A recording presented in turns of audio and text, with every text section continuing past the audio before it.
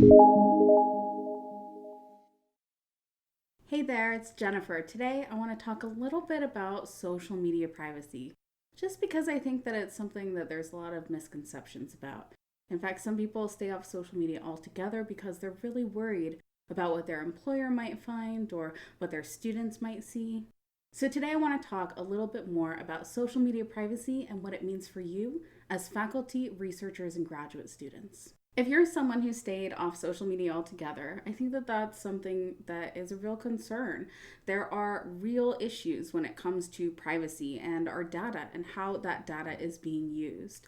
I just watched a documentary on Netflix called The Social Dilemma.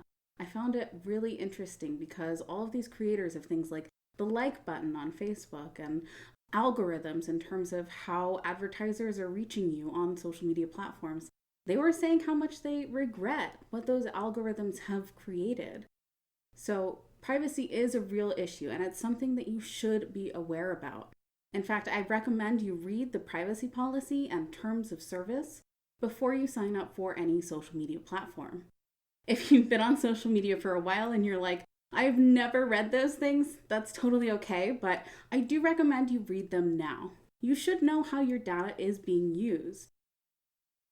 That being said, you actually have a lot of control over who sees what information and how that information is used.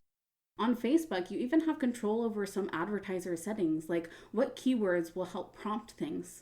If maybe you've Google searched something to learn more about it, but you don't want to see ads that have anything to do with it, you can actually change a setting that will prevent you from seeing any more ads that are relevant to that search term.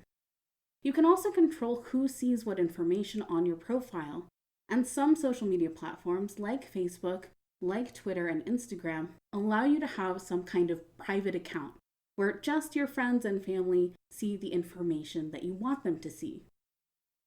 You have a lot more control and customization over those privacy settings than you might think. So I'm going to link to some of those help articles below to help you get started on the main 4 platforms. So that's Facebook, Twitter, LinkedIn, and Instagram. And hopefully these will help you start figuring out where your boundaries are and what you're comfortable sharing. There's no right or wrong way to be on social media, so I just want you to take a breath, be sure to read those privacy settings and that privacy policy to know how your data is being used, and then go in and change those settings. Make sure that people are seeing the information that you want them to see and keeping things private that you don't. All right, that's all for this video. Be sure to like it if you found it helpful and subscribe to The Social Academic on YouTube today.